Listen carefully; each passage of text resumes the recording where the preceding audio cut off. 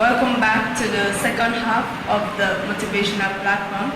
From our short break, we're back to the second half of the program. Thank you so dearly much. Let me say welcome back to the second half of this edition. I was talking about the xenophobic attack in South Africa. The goods impact of these nations. Have we been able to calculate the immeasurable contributions of Nigeria in the economy? Why should Nigerians be killed? Why should a shop be vandalized? Why should there be attacks in the street?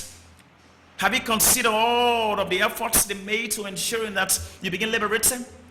Have you considered students, innocent students, refusing to eat their lunch so that the money, the proceeds, can be used as a donation to ensuring that your ANC becomes very strong and powerful to fight against the white supremacy in that nation? I think it is high time that African nation use what a collective effort in calling South Africa to order, to ensure that the respect for foreign nationals in that country. We cannot be foreign in our own continent. It's not the best way forward. And this sends a message to countries like the Gambia to keep revitalizing that spirit of peace, to keep revitalizing that spirit of hope, to keep revitalizing that hospitality spirit, that welcoming spirit, that a Nigerian enters here and feels at home, a Liberian enters here and feels being what a Gambian, a Senegalese enters here and feel that he or she is a Gambian equally. It's a message to Sierra Leoneans that any nationals from any nations of the continent that travels to a country should be welcomed with open hands. Do not antagonize them. If the person has the professional and academic expertise to contribute to the economy of a country, to contribute their own quota to your educational system, to contribute their own quota to your health system, to contribute their own quota to your system economically, socially, morally, providing an opportunity, providing a platform to showcase what they have, that is the best way forward. In the absence of that, Africa is going nowhere. Thank you very much. Thank you very much, Mr. Howard.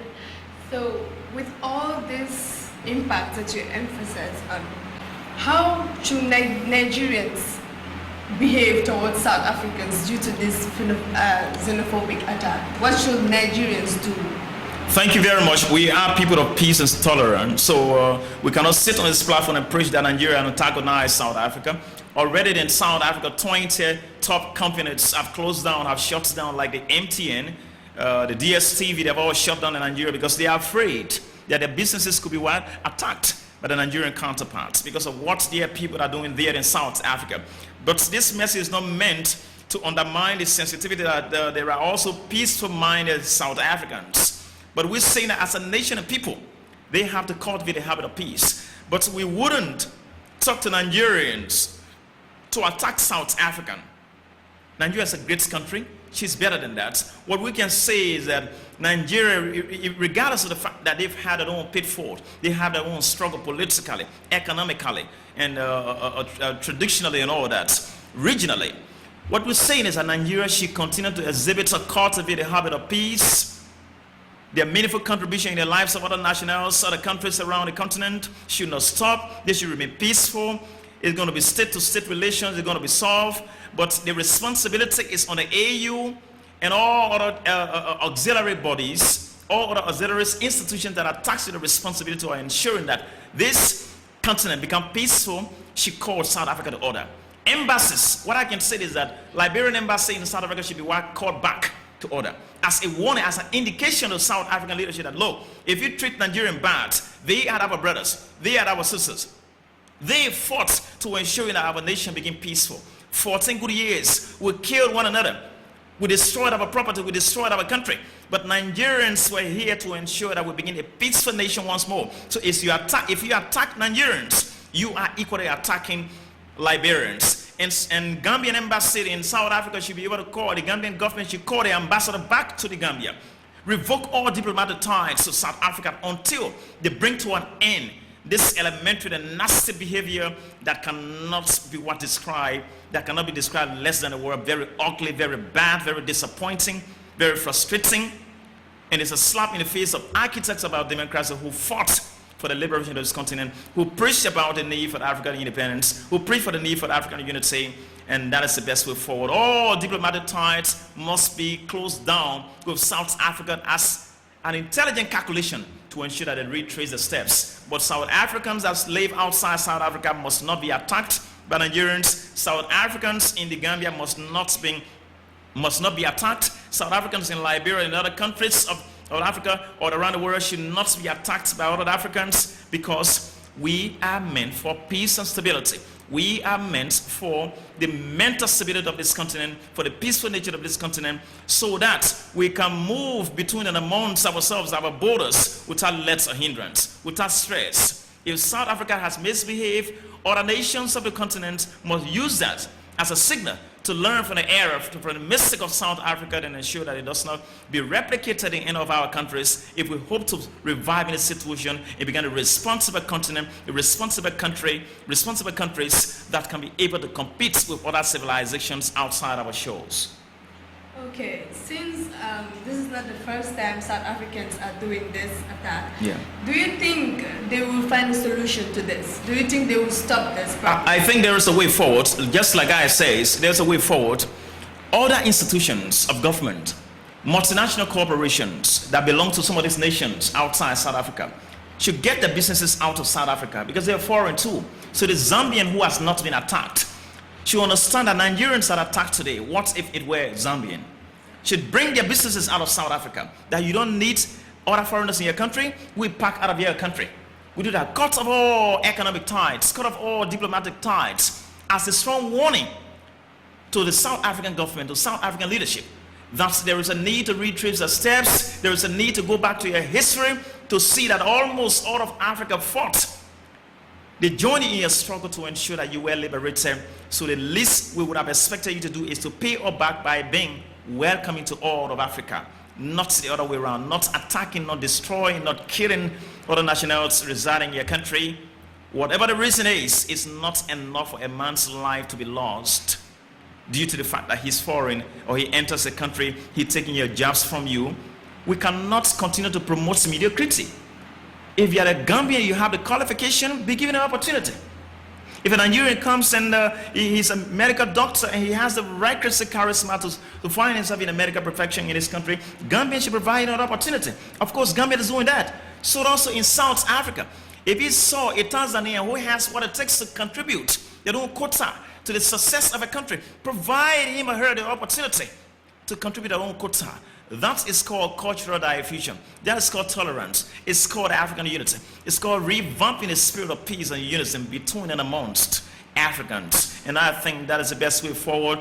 If we expect to hold together as a continent people to be able to fight against white supremacy, to be able to fight against imperialism, that is the best way for this continent. Okay, since the South Africans did this like 3 times now, Yeah. I think they want to do this in a form of culture, to be doing it all the time, and that is very wrong. So for me, I don't think it will be that easy for them to stop this totally. Yeah, I know, because like you said, this is not the first time it has happened. It has been repeatedly done.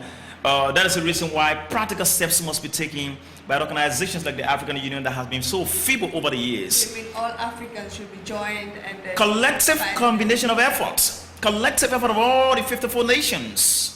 The AU must take effort, must sanction South Africa, must send a joint communication for all nations that South Africa, under the leadership of Cyril Ramaphosa, you need to ensure that the lives, the safety of other foreign nationals in your country are guaranteed. In the absence of that, we are going to cut off all diplomatic ties with you. We are going to cut off all economic ties with you. And I believe if that is done, South Africa will be left with no option but to respecting what? The fact that all of Africa, our voices need to be heard high, because that is what Nelson Mandela preached for. That is what Sir Dawda Karabajara spoke about. That's what the William Vakana Rashad Tubman of Liberia spoke about. That's what Ahmed Sekou Toure of Guinea, the Osagyefo Dr. Kwame Nkrumah spoke about. Emperor Haile Selassie of Ethiopia spoke about. All of the African leaders that have died in this struggle, the Robert Mugabe that is just history yesterday, they all spoke about this. So it is important that we take practical steps to sanction South Africa, to call them to order, but not necessarily attacking other South Africans that reside in our respective nations. We treat them with love, we treat them with tolerance, because we are people of peace. That is the verdict that our forefathers preached to us, that we live together in unison. We put aside our tribal distraction, put aside our religious distraction, put aside our borders distractions, our political distraction, and hold together as one continent, one destiny, and the only way forward is peace and unison. Yeah, for sure, our voices need to be heard. So, Mr. Howard, what is your final word for the people of Africa, for everybody in general? Thank you very much for that wonderful question. What I would say to all of Africa is that it's a sad time. I wanted to share the pains of Nigeria and her people. They have been the greatest victim of this unwholesome lifestyle of some South Africans. At this time and age, I expect that all of Africa mourn for Nigeria, and it's also join efforts, join hands to ensure that we speak. Thank God for the sciences and technology. You have a smartphone, design videos and send it to the right authorities in South Africa in whatever possible means. You can be able to design videos, speak about it, condemn it in the stronger terms, but then learn the spirit of peace wherever you are, any country you are, even though you've not been a victim, but you need to be very warmly hospitable to foreign nationals. It doesn't necessarily have to be with an African, but any stranger who finds himself in their country, it is your responsibility to ensure that you treat that person with due respect. You accord that person peace and security, so that it sends a beautiful message outside here about their country. It's the best way forward. This is our continent, like Paul Kagame of Rwanda says, that until Africans learn to own their own problems, find their own solutions, they won't be able to write their own stories. And the only way we can be able to find solutions to be able to write our own stories on this continent is taking a mantle of responsibility and coming to the realization that peace and absolute peace is the best way forward, and Africa must cultivate that. A message to South African: we have known you as a nation of great history. It is important that you retrace the steps and read your history. Realize that all of Africa fought with you during your struggle. It is time that you fight with us. Should I say, hold together, unite together as one continent, one people. Put aside your differences. Do not say he's a Nigerian, he's a Tanzanian, he's a Zambian, he's a Liberian, he's a Senegalese. Once the person is an African, it is a race from this continent, he or she must be treated with the due process of respect, and that is the best way forward for all of Africa. Thank you very much. Thank you, Mr. Howard, for that wonderful speak on the xenophobic attack on South Africa. Okay, we catch up next week every Saturday at Senbian VIP Magazine, together with my presenter, Miguel Howard, and I will be your co-presenter, Fatima Mulushi. Catch up next week.